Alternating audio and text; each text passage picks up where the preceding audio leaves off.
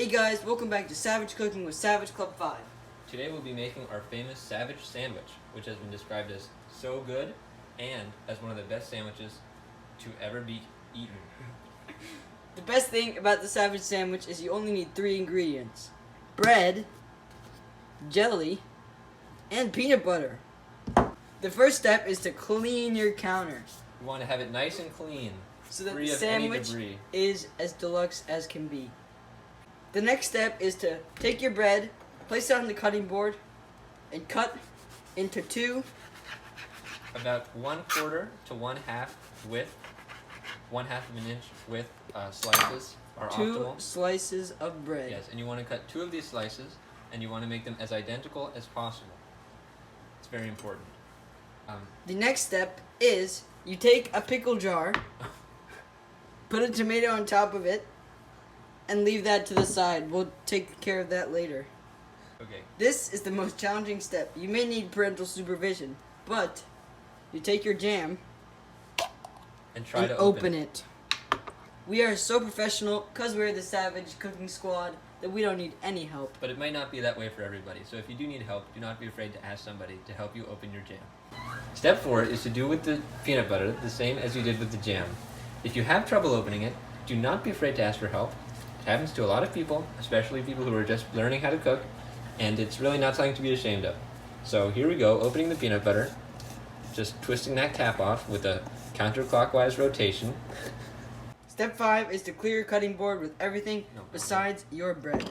Now that you've done that, all you need to do is take a knife, does not need to be sharp, and you want to take about A dollop. About less than 1/16 of a pound worth of peanut butter. And And you then want to you just want to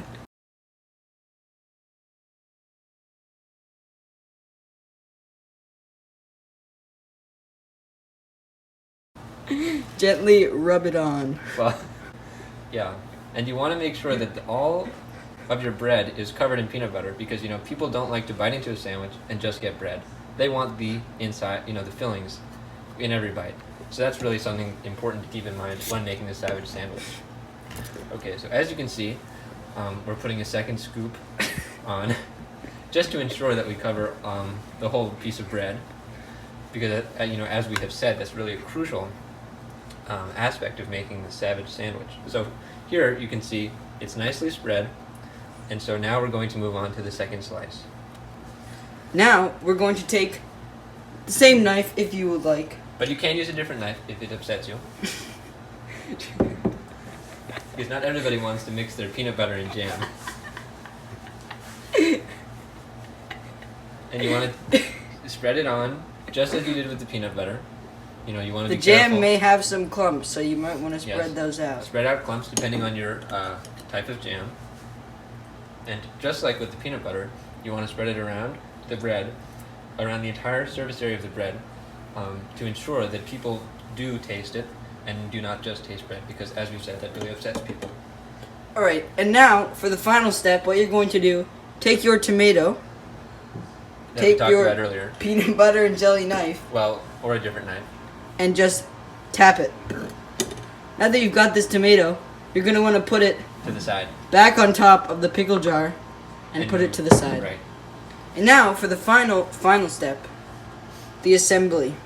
So what you're going to want to do is you're going to want to take your peanut butter slice and put it on top of your jam slice. There are many ways in which Just this can like be done. so. And now you'll have your magnificent Savage peanut butter sandwich. and jelly Savage sandwich.